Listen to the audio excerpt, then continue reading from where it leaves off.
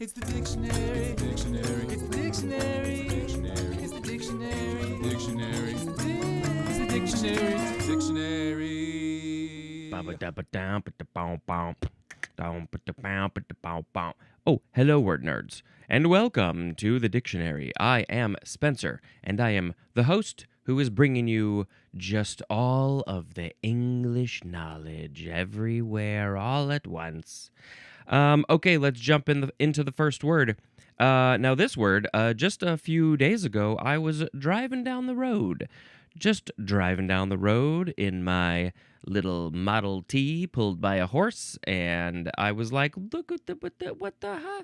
That store has a word that I think is the next word that I shall be recording. It was like La Girasole something. Maybe it was an Italian restaurant. I don't know. But I was like, hey, I think I recognize that word from my future dictionary episode. Girasole, Girasole. You could also take off the last E or the only E. Let's see. Girasole, noun from circa 1586. It is number one. The synonym is Jerusalem artichoke, which I guess you will have to learn about in the J's, but I could also at least look up a picture of one of these. Let's see. Jerusalem, here we go, and then artichoke, here we go. Oh, it is a root vegetable. Also called sunchokes. Knobby sunflower family tubers with a nutty, sweet flavor, often compared to a mix of artichoke heart and potato. I don't know if I've ever had a Jerusalem artichoke, but it is also called girasole. Number two, this one would usually be the version without the E at the end. It is an opal of varying color that gives out fiery reflections in bright light. That sounds very cool. I want to see a picture of that as well. Varying color that gives out fiery reflections. Fiery reflections. Oh, so... yep, there's that restaurant in Chicago that pops up when you start typing in those things. Let's see. So it also, now here's the thing. Well, actually, we'll get there in a minute. I wanted to look up this opal specifically. OPAL. There we go. Also there. Yep. How about that? How about them? So mostly these opals, I have seen these. They are largely like more clear or kind of like a milky white. But yeah, some of them have these like iridescent, multicolored reflections, like a rainbow. Okay, so this word, where does this word come from? It is from the Italian girasole. Maybe they would say girasole. And that means sunflower, which is girare plus sole, and sole or sol means sun, and the Latin is sol with no E. That means sun, and there's more at the word solar, because sol, that's just where it all comes from. It all comes from the sun. And then I believe, if I remember correctly, girare is to turn, which we learned at the end of the previous episode. I still don't have a great connection in my mind about why we're using that in girasole and also girandole. Oh, this is girasole. Have I been saying girasole this whole time? I didn't look closely enough. It is girasole. And so turning, I don't know the turning exactly. But a sunflower, I guess it's like the sun is turning. It turned all the way around the thing. You got the petals and I don't know, something like that. Looks like a sun. Girasole. Let's get the pronunciation right in our heads. I should probably post a picture of a sunflower, at least. A girasole sunflower on the social media. And I don't know, maybe this opal, and I don't know, maybe the Jerusalem artichoke too, possibly. A lot of things. All right, sound effect. What we're going to do today is I'm just going to go cookie. Now we have the word gird. Gird is the word. This is the first form. It's a verb from the before the 12th century. We had gird before, but I think that was GERD if I remember correctly, and that was an acronym I think for the gastrointestinal stuff. So this gird, of course, it's GIRD. 1A, starting with transitive. 1A. To encircle or bind with a flexible band. And an example of a flexible band would be a belt. I think of belts as not being very flexible, but some of them are. So encircling something with a flexible band. If you were to put a rubber band around your head, then you would be girding your head, I guess. That tracks with me. 1B is to make fast. And to make fast. Okay, what are we making fast? How are we making fast? Examples would be a sword by a belt or clothing with a cord. Oh, and I can't remember the definition of fast for this one. Yeah. So a sword by a belt. So are you... Oh, that's what it is. I got so excited I started yawning. I should just do this whole episode yawning. So if you're fastening a sword to your belt, that would be girding, I guess. Or fastening clothing together with a cord of some kind, that would be girding as well. It says to make fast, so it's like a secured fast. You fasten. The fastening, that word is what I needed to connect this. Okay, and then we have number 1C. The synonym is surround. Like, oh, maybe if I come and give you a big hug, I surround you with my arms, and then I would be girding you, or just anything that surrounds. We're surrounded. We're girded. That's what people say. Number 2, the synonyms are provide and equip, especially to invest with the sword of knighthood. To invest with the sword of knighthood. So if you're providing, equipping, definitely equipping. I think of swords and equipping go together for sure. You have to fasten your sword, so maybe you get the sword of the knighthood, and you put it in its sheath, and well, for me it would be on this side because I'm a lefty. You put it in the sheath, and you attach the sheath to your belt or your pants or your whatevers, and your bloomers maybe, and then you have girded, and maybe also providing somebody else with this sword of knighthood. That would also be girding, because you are providing it. Number 3 is to prepare for action, and you might be preparing oneself for action.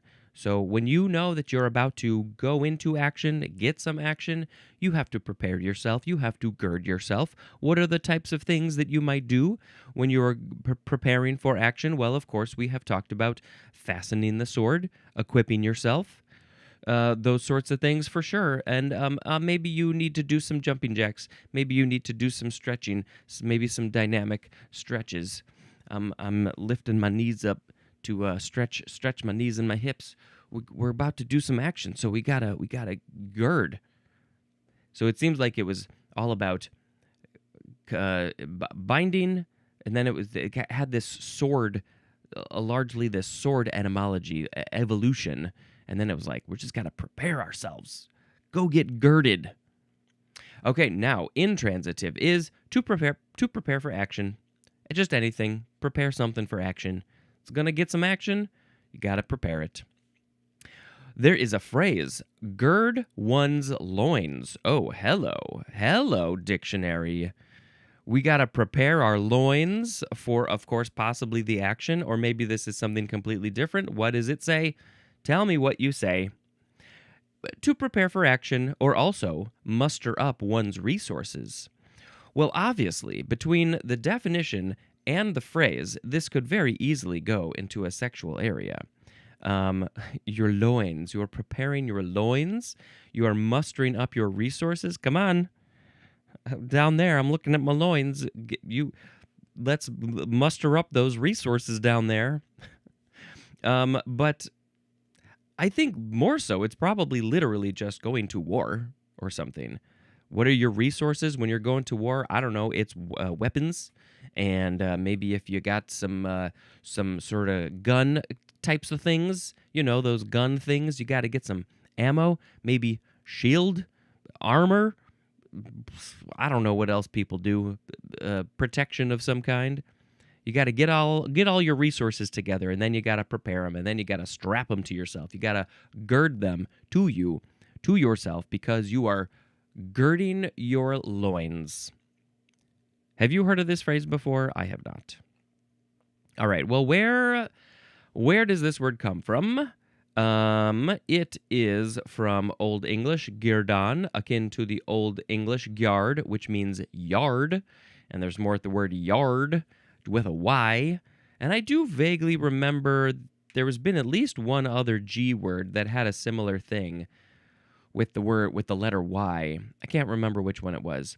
The etymology gave us nothing, really, to my knowledge. There's obviously some sort of connection, but yard, I'm not getting it compared to a flexible band. I don't know. What's a yard? 3 feet or in front of your house. There's some other things too, I guess. Okay, cookie.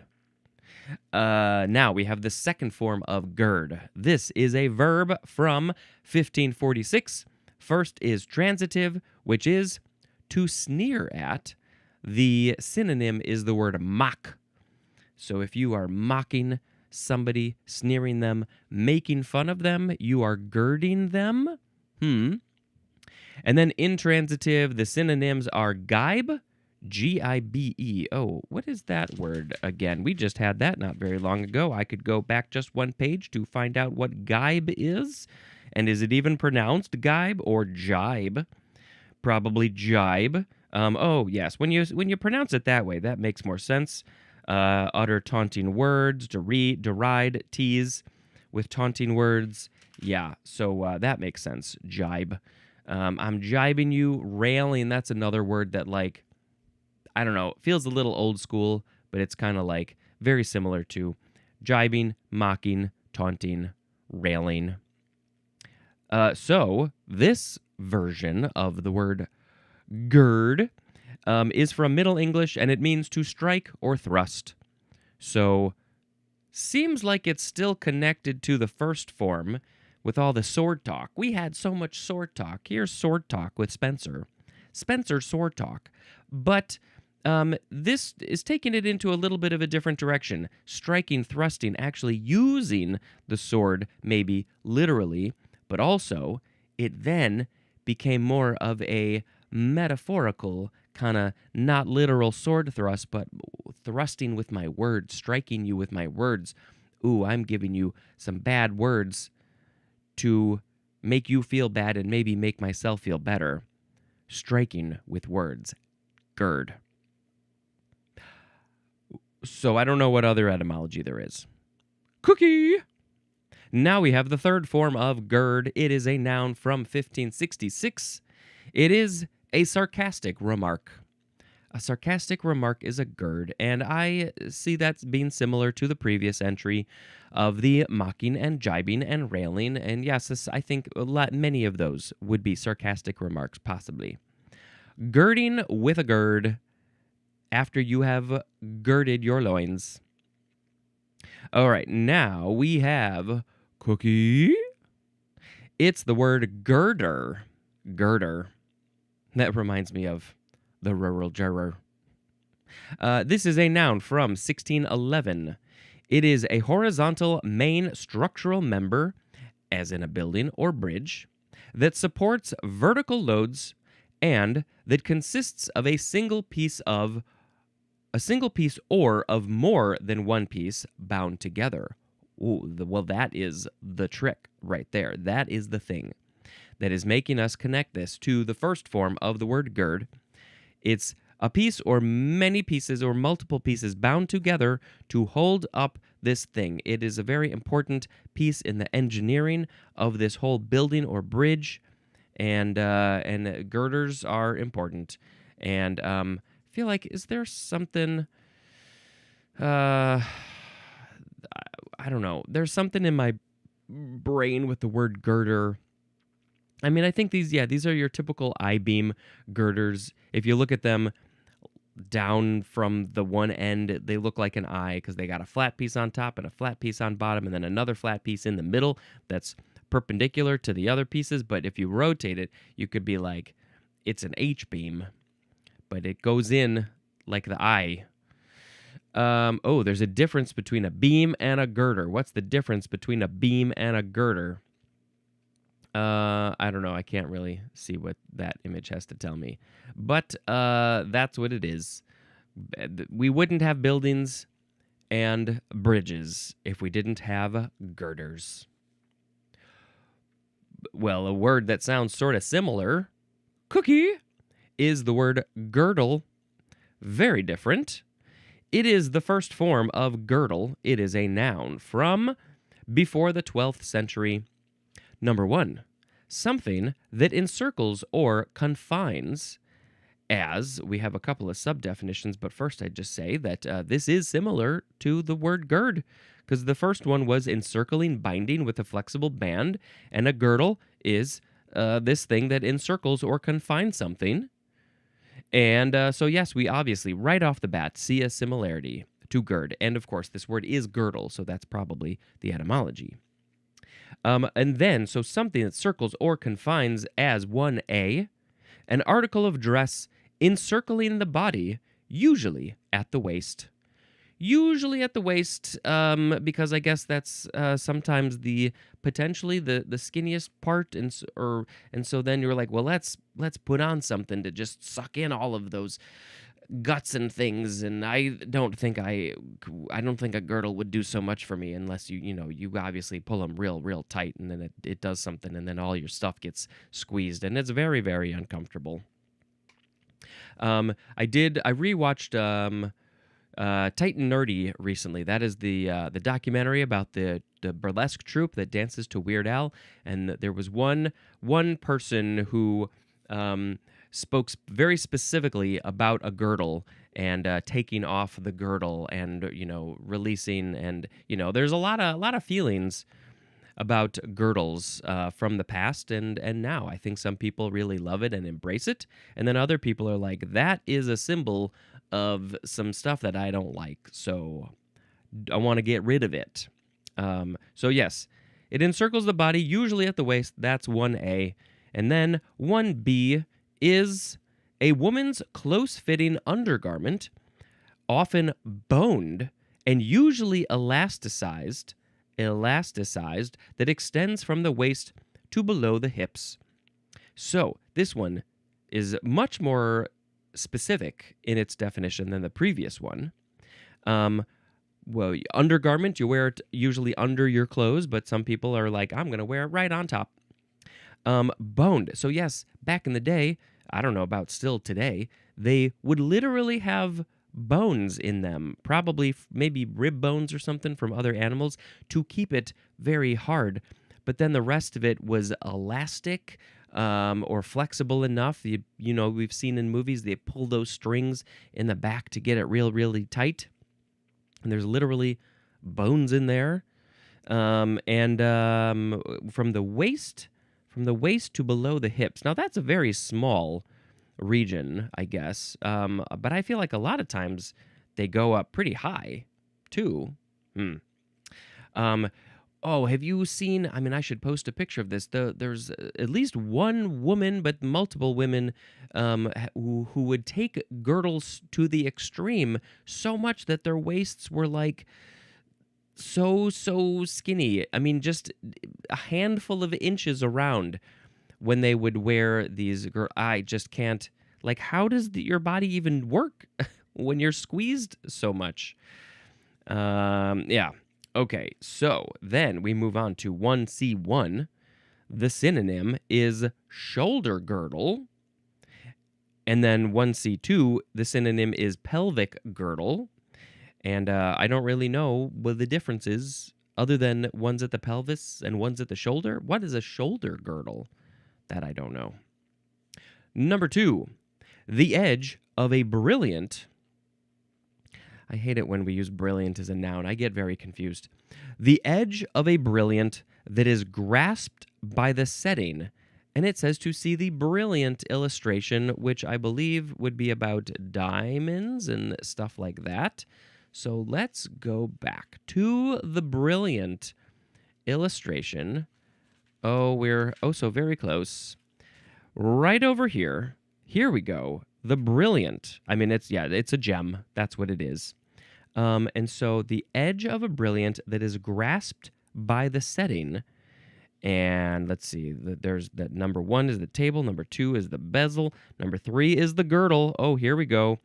And then, okay, so this is the part that, if I am understanding this illustration correctly, and I will do an internet search just to confirm. Let's look up, I guess, gem girdle. And so it's the part, and when you look at your typical gem, sort of that diamond shape, when you're looking at it from the front, there's that edge that goes around. It's the widest portion of it, and that is the girdle. Yeah, it's a very skinny portion of the gem, of the diamond, but that's the girdle. And so if we look back at the definition, the edge, that's what it is, the edge of a brilliant. It's grasped by the setting. Yes, and then when you put it in a setting, on a ring, the setting, the little metal pieces are going to hold it at the girdle. So you need a little bit of space for the setting to hold it. And that's so, I guess if we're thinking about the girdle as being maybe the setting that encircles the thing. I mean, the girdle encircles the gem, but it's also part of the gem. So that's the part that's getting the thing. It's all about encircling a thing. I'm going to go girdle the world. Around the world in 80 days, wearing a girdle. We're girdling the world, wearing a girdle. All right, so this word is from Old English girdle, akin to the Old High German Gürtel, which means girdle, and Old English girdon, which means to gird. So yeah, like to encircle, basically. That's where it's from, and now we shall move on to another word after we say cookie. It's the second form of girdle. Verb from 1582. It seems that this one is only transitive. Number 1, to encircle with or as if with a girdle. That's what it is. It's all about encircling.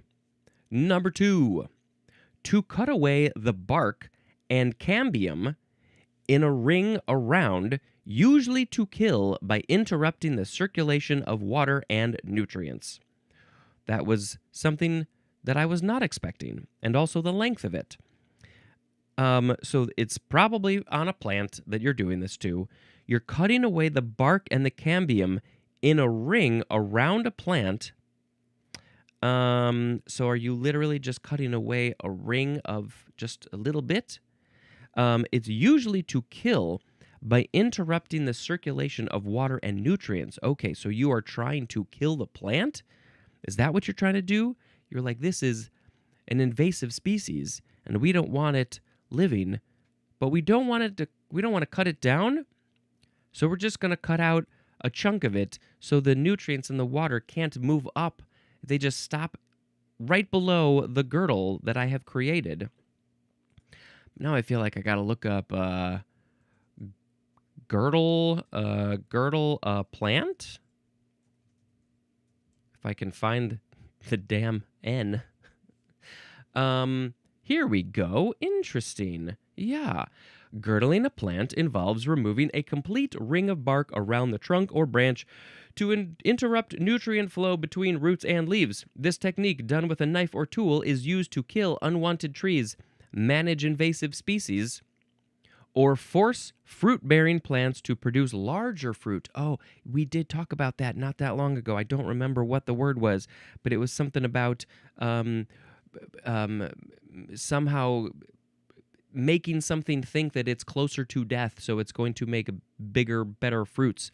So here, it's going to take a while to kill the plant, and so it's like, oh boy, something happened to me. What happened? I lost some of my body. and I'm feeling like I'm not getting the nutrients in the water that I need. So I'm probably going to die soon. So here, whatever energy I have left, put it into the fruit so my fruits can go on and live on because I can't. Produce more of me. Let's make more babies. That's exactly what happens. Yeah, interesting. Okay. And girdling works by starving roots, taking months or years for trees to die. But if you want the thing to go away, if it's invasive, are there easier ways, quicker ways to get rid of it? The making larger fruit thing, that one really does make sense to me. Okay, yeah, there's a lot of information about this. Let's put this link for girdling. Let's put that in the show notes. Oh, I don't think I knew about that at all. Now we have number 3, which is to move around, and the synonym is circle. So when you are playing, well, there's, of course, Ring Around the Rosie, and there's Duck, Duck, Goose, but really what I was thinking about was musical chairs. When you are playing musical chairs, you are girdling the chairs until the music stops, and then you have to sit down, and maybe you end up sitting on somebody's lap, and then you're like, oh, hey, we like each other, and then you get married, all from girdling. Okay, so the example is, here, girdled the world. Girdled the world. That's a fun phrase that I like to say sometimes. One day I shall girdle the world. Maybe I will take a boat and planes and other things around the equator of the world, and then I will have girdled the world at the widest point. I mean, it's all kind of the widest point anywhere you go. You're always at some sort of center point, but not about how it rotates around. So, yeah, just moving around, literally around a thing, circling it is girdle. All right, now we have to move on to cookie. It's the word girl, just girl. A young woman, a younger, smaller person of the female persuasion. That's only one way to describe a girl. Let's see what the dictionary has to say. Noun from the 14th century. Number 1A, a female child from birth to adulthood. So like right up until adulthood, you're still a girl. What's that point? What's that line? When do you become an adult? When does anybody become an adult? Is it when you just stop growing? Is that it? I think that time frame is pretty loose. It's pretty loose. They say, I mean, you probably stop growing around, I don't know, 17, 18-ish. And then, but your brain is like, I think I'm going to still grow for a little while. I think I'm going to go until you're about 25 or so, maybe even 30. I don't know. So, yeah, adulthood is a very wishy-washy time frame. But before that, you may be a girl. 1B, the synonym is daughter. 1C, a young unmarried woman. So this feels quite old. I don't think many people these days would enjoy being called a girl if they are a woman who is unmarried. Right? Right. Okay, do you agree with that? Do you disagree with that? Let me know what you think. Number 1D. Now, this one specifically says it is sometimes offensive. I think the previous one might also be sometimes offensive to some people. But this one is a single or married woman of any age. Yes, we have definitely taken it to another level. Some people like to call just any woman a girl. You could be single, you could be married, you could be young, you can be middle-aged, you can be old. Some people are like, you're still a girl, and then they're probably like, screw you, shut up. I am a single woman who doesn't want to be married, and I'm a woman, not a girl. Okay. It's very complicated sometimes. Now we have 2A. The synonym is sweetheart. Sweetheart. Okay, well, this probably goes straight into our next one, which is to be, which is also sometimes offensive. And it is a female servant or employee. Now, I guess I don't really think of that as being a sweetheart. I don't really see the connection. Why are they 2A and 2B and not 2 and 3? But okay, maybe there's something. But a female servant or employee is called a girl. And, ooh, yeah, I think that if we think about, I don't know, just racism, probably, that seems like a place where this is probably getting used a lot. Just calling the person who works for you, or maybe they're not even working, like it said, servant, an enslaved person, that some people might just call them girl. And that's very similar to calling a waiter boy. That's not great. The word for waiter in French is, I think, garçon, which is boy. Or maybe that's the not proper way to do it, or it's a little bit of an older way. So this is very similar to that, calling somebody a girl. Girlhood is a noun. Before you're an adult, you are living in your girlhood times. Okay, this word is, now this is interesting. This is from the Middle English girl, spelled G-U-R-L-E or G-I-R-L-E, which is a young person of either or either sex. And of course, now we would say of any sex, because I think we know that there's maybe really more than a couple. But this is what this is saying. Is this just a child? Any child is a girl. And then it became a girl who is a female, a woman born with a uterus, or not. And so it's interesting because there's also, we know that the word man is just used to mean any person. And it has then become, what we know of as a man these days. So interesting that we have these words that were not genderized, but then became genderized. All right, now let's go on to cookie. We have Girl Friday. Friday has a capital F. It is a noun from 1940. It is a female assistant, as in an office, entrusted with a wide variety of tasks. I have heard of this. I have finally, I think, gotten to the place where I remember what it means when I hear it, which is not very often. It's old. It's an older word. And this word is girl plus Friday. If you couldn't tell, the dictionary would like us to know that it is girl plus Friday. And it is, girl plus Friday as in man Friday. And that is a term that I have not ever come across.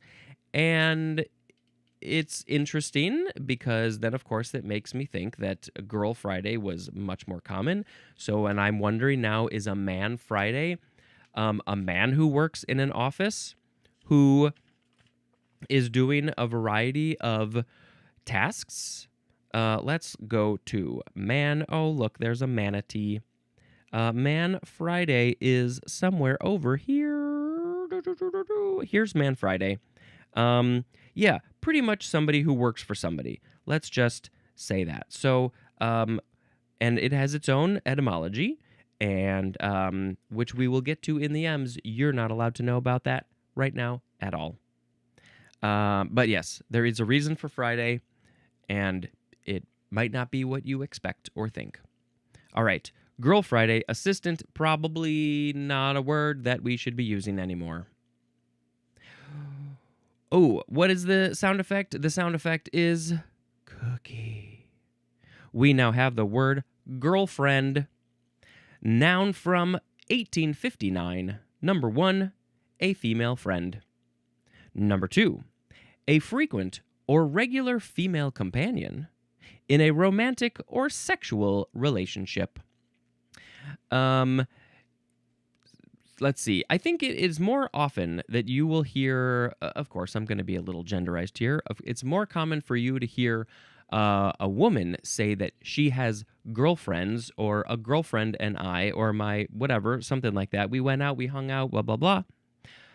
But if a man says it, then you will automatically assume, probably, most people will at least, I think, that that this girlfriend of his would be in this more romantic, sexual type of relationship. So what else was I going to say about that? I don't remember. But also, I'm curious to know if you are somebody who maybe does not identify as a gender, you feel non-binary, or maybe something somewhere on that spectrum. What are your thoughts on this word girlfriend? Do you probably don't want to use it for yourself? I mean, my question really isn't about what do you think of the word girlfriend. It's really about girlfriend and boyfriend. And is there a different word that you would like to use instead? Let's look up non-binary version of girlfriend. And of course, boyfriend would be part of that as well. Well, of course, the first one really that comes to mind is the word partner. That's a word that we've been seeing a lot more recently, I think. But here, other options, of course. You can pick whatever you like, make up something else, but we have significant other, sometimes just abbreviated to SO.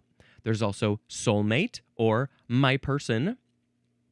There's also date mate or my love. Here, for more creative, queer-friendly, or non-binary options, considered, this is a new one to me. We have NB friend, ENBY friend. I am very curious about that one. There's also joy friend. And then there's also, this is fun, burl friend, combining boy and girl to be burl friend, or also, there's also boyfriend as well. There's more. There's Fey friend, Fey. NB friend, that derives from NB, non-binary. Okay, but they spelled it out, ENBY. Now it makes sense. There's boo. People love boo. Other half, better half. Yeah, there's a whole lot of options, which is pretty great. What do you do if you are, I guess, queer, non-binary, or not? What do you like to use for somebody who is your partner in that way? All right, now let's go on to cookie. We have girl guide, 2 words. The G's, both of the G's are capitalized. It is a noun from 1909. It is a member of a worldwide scouting movement for girls 7 to 18 years of age that is equivalent to the Girl Scouts in the U.S. They call it Girl Guide. It's from other parts of the world. Let's look up, where is Girl Guide? I guess that's a fine phrase to look up. Let's see, Girl Guides. There's a whole page for that. Let's see, major presence in the UK. Yes, I was aware of that. Worldwide network under the World Association of Girl Guides and Girl Scouts, which is abbreviated to WAGS, with 3 Gs, WAGS. It features 5 world centers for international experiences. There's Switzerland, UK, Mexico, India, Africa, and I'm sure there's more. But yeah, let's look at this page. What does this have to say? It's all over the world. Why? Well, there's the history. There's I don't know. There's a list probably of countries or something. But yes, it is all related to the Girl Scouts, and they use the word guide for some reason. Like maybe they're guiding you to adulthood, and then you can maybe guide other people. Let's see. Anything else? There's the Scout movement. They joined the Boy Scouts and then also made themselves their own thing. And let's see anything else that's really interesting as I'm scanning and reading and talking at the same time. Nope. We found all of the great information. 153 countries. That's pretty good. All right. Now, then, let's move on to cookie. It's the word girly, spelled either I-E or Y at the end. adjective from 1886. Of course, right off the bat, I think I have to shout out. We've been watching 30 Rock. Sometimes, if we just want something lighthearted and silly and mindless on in the background, we'll throw on 30 Rock recently. And the show that they are making, it's like Saturday Night Live. It's called The Girly Show, which very early on in 30 Rock got abbreviated to TGS. And I don't really know why they chose The Girly Show. I mean, I know that, was it Jenna Maroney? She was one of the main people, and so I don't know if that was related to her, but I don't know. I should go back to those first couple of episodes and see if they give a reason why. I could also just look it up. Why is the show in 30 Rock called The Girly Show? And is it IE or Y? That I don't know, because it's just TGS. Let's see. What does this have to say? Somebody asked the question. It was predominantly girly until Tracy Jordan came along, but I mean, I don't know how accurate that is. Anything else? Oh, come on. Well, I don't know. Maybe I'll post a thing. Put it in the show notes if I find something. Oh, what does this say? A girly show. It's an anachronistic slang for a strip show in burlesque. Liz Lemon named her show The Girly Show as a play on words for a comedy show written by, performed by, and generally for women. Of course, the network destroys the vision and turns it into TGS, starring Tracy Jordan. The patriarchy and capitalism. Things that I don't think we need. She's the head writer, and obviously Jenna was the lead actor before Tracy Jordan came in, so like that part tracks. But the writer's room is mostly men. I feel like if they really wanted to do that, then they could have had mostly women in the writer's room. But yes, the strip show in burlesque, that makes sense. And I guess, but I don't think they were doing any burlesque. But of course, burlesque, there's a lot of comedy. So this was a comedy show. So, interesting. I'm glad that I looked that up, and now I know that. And of course, it never comes up. They don't really talk about that. Maybe briefly at one point. So, girly. We haven't even talked about what the word means. Number 1, the synonym is girlish. Number 2, this one would usually be girly with an IE. It is featuring scantily clothed women. This burlesque thing makes sense. We have examples, girly magazines and also girly show.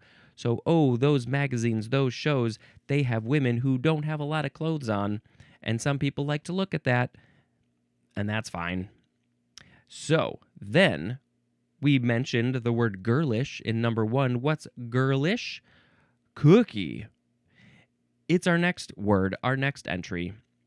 It's an adjective from 1565, and it is of, relating to, or having the characteristics of a girl or girlhood. Girlishly is an adverb, and girlishness is a noun. What would those characteristics be? I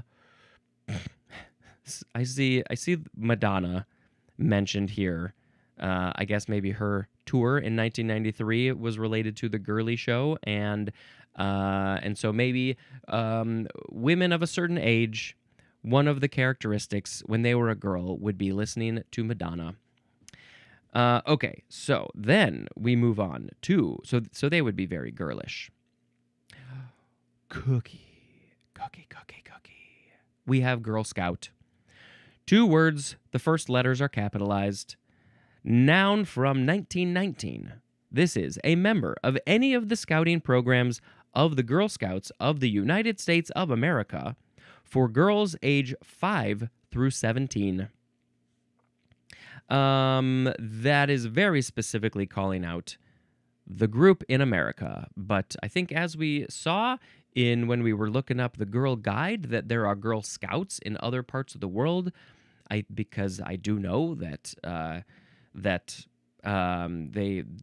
they have scouts. They are not always called the Girl Guides, but I don't know all the details. And so I think a Girl Scout Could be in other parts of the world, but mostly this book leans towards America, and so that's what we know. Of course, I have no experience with the Girl Scouts. I don't even have experience with the Boy Scouts because I didn't do that.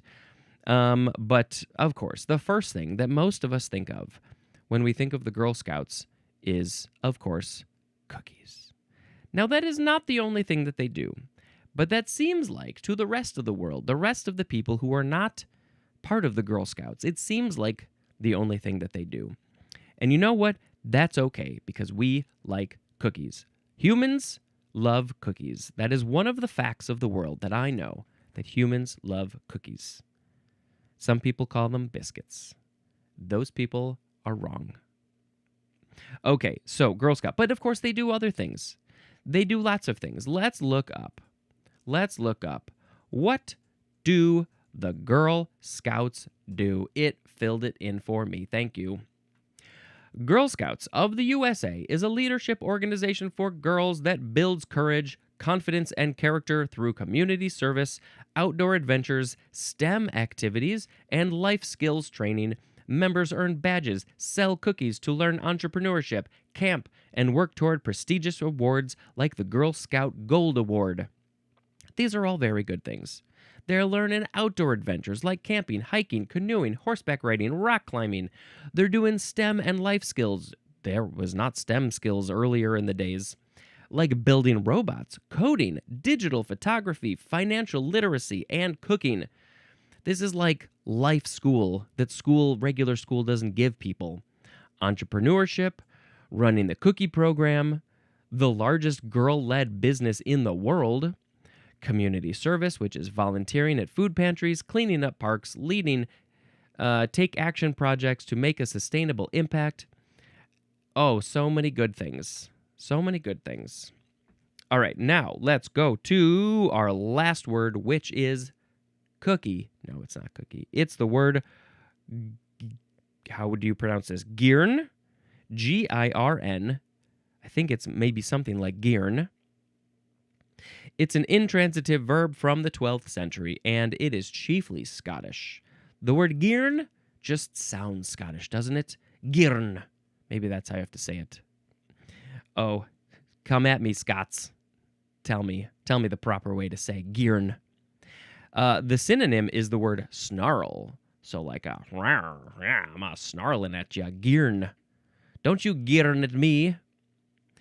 Girn is also a noun, chiefly Scottish, and this word is from an alternative of grinnen, which means to grin or also snarl. So they just sort of adjusted it a little bit. Okay. It is now everybody's favorite time of day. It's word of the episode time of day. We had today girasole, gird, girder, girdle, girl, girl Friday, girlfriend, girl guide, girly, girlish, Girl Scout, and girn. Ooh, what are we going to pick? Can I just pick cookie? No, that wasn't one of the words. Not going to pick girdle because I think overall people do not love girdles. I don't love girdles. Let's see. Girl Friday. That one's a little problematic. Girlfriend, girl god, da-da-ba-do-do. I don't know. What? Which one? Thinking too hard. Then everything goes away when you're thinking too hard. Let's pick. Crap. I don't know. Girlish. I'm feeling girlish today, wearing that purple wig. Sometimes you feel girlish. Yeah, I don't know. Obviously, I think that's a little bit weird coming from me. So let's instead talk about movies. The movies are my favorite. All right, where's the list? Here's the list. Okay, let's talk about a couple. Scream 7. Oh, people have been waiting for Scream 7. People have very strong opinions about this franchise and some of the decisions that have been made, specifically about this one, I think. I believe that there was some funky stuff that happened in the background. But we don't know a lot about that, so we're not going to talk a lot about that. But from what I have heard, that maybe somebody was let go for kind of a stupid reason, I think. But the movie is fun. It's your Scream stuff. It did feel, I think, a little bit more serious than maybe some of the other recent ones. But yeah, they're just fun movies. I don't really know what to say. I enjoyed it fine. Yeah, I think it felt like just kind of heartfelt in a lot of ways. And then we have Epic. It's called Epic. EPIC, which stands for Elvis Presley in Concert. And this was kind of an amazing documentary. I think I heard that 80% or so of the footage had never been seen before by the public. And it's mostly about Elvis getting ready to do his first Vegas show. And then, of course, he does that for a long time. And so there was talk about that as well and shows performance of the future performances of Vegas. But mostly it was about preparing for the Vegas show. There's footage of these rehearsals at different stages, and they're all intercut with the live performance. And there's a lot of video and audio interviews from him talking about him and his life and his art and his music. And I think the thing that I like the most, also the footage is just beautiful, because it's from like the late 60s, I think. But the thing that I thought was so cool was that you get to see him in a different light. I know that he was probably kind of a problematic person in different ways, and of course what his manager was doing was incredibly problematic, which whatever. But you get to see him just acting goofy and having fun with the other performances and just being so silly either during the rehearsals or even on stage during a show. And it just looks like he just genuinely enjoys doing this and is having so much fun and wants to put on just such a good show, a great show for the audience. And, I wonder, like, okay, how really well were his other musicians treated? Are there things that you don't get to see? There's maybe some of that, but we didn't see it. And but I don't know. It just felt so genuine of his enjoyment of the whole thing. And yeah, so if you can watch it at some point, it's called Epic, and it's just Elvis Presley in concert and doing his thing. And yeah, it's pretty interesting. All right. On that note, let's end this episode. Spencer is leaving the building. This has been Spencer dispensing information. Goodbye.